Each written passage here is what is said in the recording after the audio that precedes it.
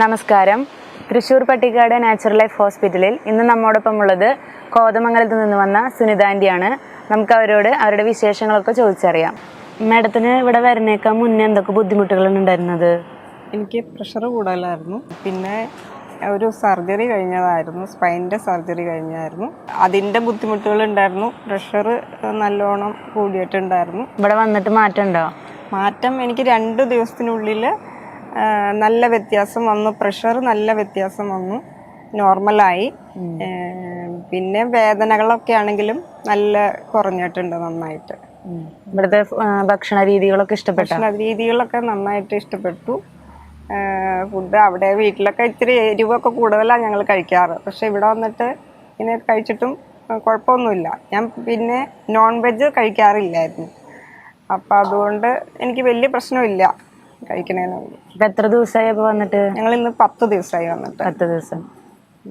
അപ്പോൾ ഇനി ഇവിടുന്ന് പോയാലും ഈ ഫുഡൊക്കെ തന്നെ ഇതൊക്കെ തന്നെ തുടരണമെന്നാണ് എൻ്റെ ആഗ്രഹം. ചെയ്യാൻ പറ്റുമെന്ന് വിചാരിക്കുന്നു. ഇവിടുത്തെ മോർണിംഗ് തൊട്ടുള്ള ഒരു ടൈം ടേബിൾ? മോർണിംഗിൽ ഞങ്ങൾക്ക് യോഗ 1 മണിക്കൂറുണ്ടല്ലോ, അത് ഒത്തിരി ഇഷ്ടമാണ്. പിന്നെ ഞങ്ങൾ കുറച്ച് നേരം നടക്കും, പിന്നെ വെയിൽ കൊള്ളും. അങ്ങനെ എല്ലാം കൊണ്ടും ഇവിടെ ഞങ്ങൾക്ക് ഭയങ്കര ഇഷ്ടപ്പെട്ടു. വന്നിട്ട് പോകണമെന്ന് തന്നെ തോന്നണില്ല. അതുപോലെ ഒരു ഇതാണ്. ഞാനിപ്പോൾ ഹസ്ബൻഡിനോടും പിള്ളേരോടും ഒക്കെ പറയുമായിരുന്നു വന്നിട്ട് പോകണമെന്ന് തോന്നണില്ല എന്നുള്ള കാര്യം. പിന്നെ സ്റ്റാഫൊക്കെ ആണെങ്കിലും നല്ല സപ്പോർട്ടാണ്, നല്ല ഇതിലാണ്. അവരെല്ലാവരും നന്നായിട്ട് തന്നെ നമ്മളോട് പെരുമാറുന്ന രീതിയൊക്കെ ആണെങ്കിലും നല്ല ഇതായിട്ടാണ്. ഇപ്പോൾ മാഡം ഇപ്പോൾ വീട്ടിൽ ഉപയോഗിച്ചിരുന്ന ഭക്ഷണത്തിൽ നിന്ന് ഇവിടെ വന്നപ്പോൾ പെട്ടെന്ന് മാറിയപ്പോൾ എങ്ങനെയത്?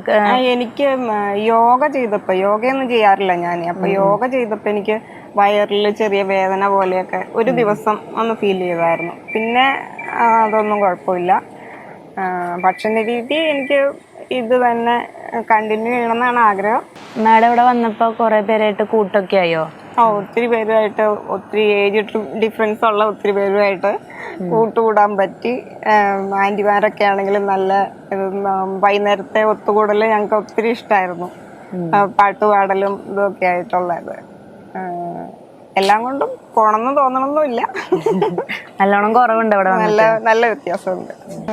വീട്ടിലുള്ളവർക്കൊക്കെ പറഞ്ഞു കൊടുക്കും ഫുഡൊക്കെ? ഇവിടുത്തെ എക്സ്പീരിയൻസ് പറഞ്ഞു കൊടുക്കുക. അവര് ട്രൈ ചെയ്യുമോന്ന് അറിയില്ല.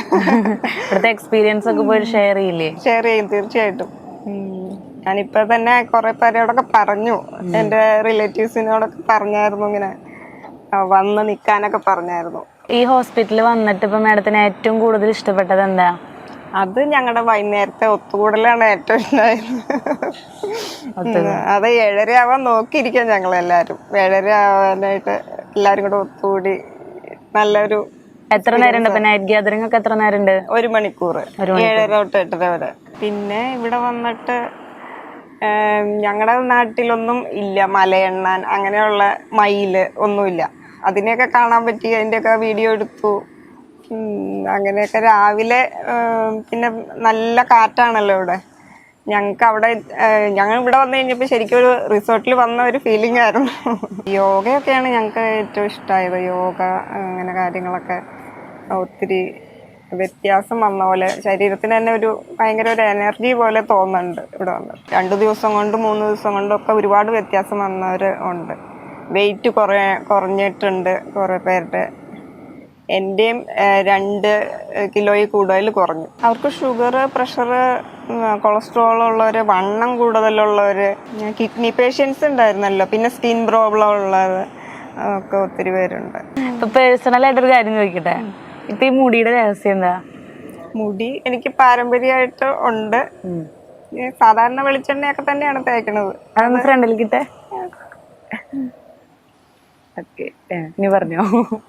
അത് ആഴ്ചയിൽ ഒരിക്കൽ എണ്ണ തേക്കുക, അങ്ങനെയൊക്കെയാണ് ചെയ്യണത്. ആഴ്ചയിൽ ഒരിക്കൽ? ആഴ്ചയിൽ ഒരിക്കൽ വെളിച്ചെണ്ണയാണ് തേക്കണത്. സാധാരണ നമ്മുടെ ആട്ടിയ വെളിച്ചെണ്ണ പാരമ്പര്യമായിട്ട് കിട്ടിയിട്ടുള്ള മുടിയാണ്? പാരമ്പര്യമുള്ളതാണ്. ഇതുവരെ ഈ ചാനൽ സബ്സ്ക്രൈബ് ചെയ്യാത്തവർ ചാനൽ സബ്സ്ക്രൈബ് ചെയ്യുക. നിങ്ങളുടെ അഭിപ്രായങ്ങളും നിർദ്ദേശങ്ങളും അറിയിക്കുക. നന്ദി.